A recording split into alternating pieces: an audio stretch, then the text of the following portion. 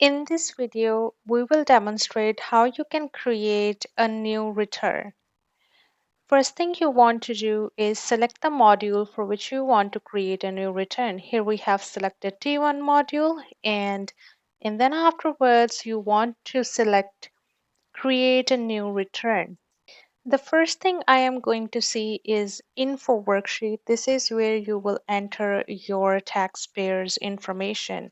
So I can start with social insurance number and afterwards I can enter birth date and then we can give a name to this client.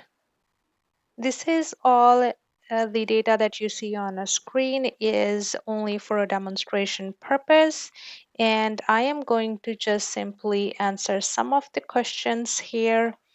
And on the right hand side, you can see that marital status it is giving me a couple of quick fixes. So any field that is highlighted in yellow, that there is a review message and it may require our attention. So as soon as we hover our cursor over it, it is giving us few options to select.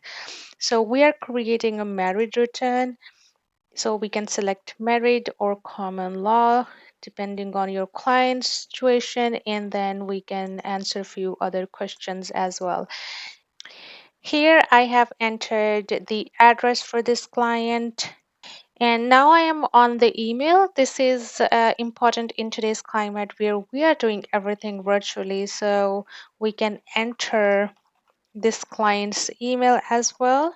So this is the email address that will pop up when we are trying to send things out, and we will enter a phone number as well.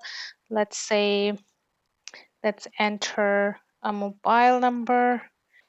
So there is our basic information for the taxpayer. We have said they are a resident of Alberta.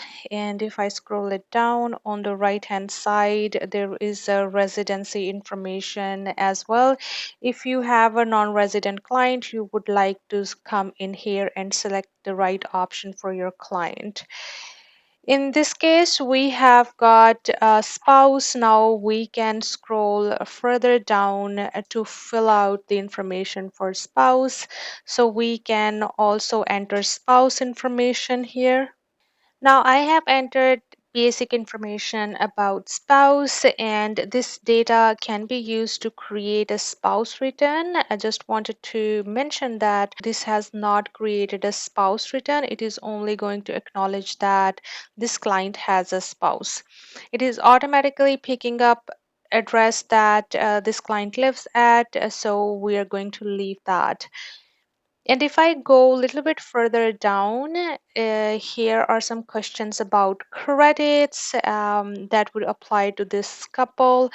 In this case, we will just keep it blank. You can also look into all the benefits or the rebates that this client can get, and afterwards you can also look into the filing question, so we can go through that as well. And let's say you don't want to provide information to Election Canada, and there are some questions about the foreign property, and if they have sell a home, you can just go ahead and select those questions accordingly.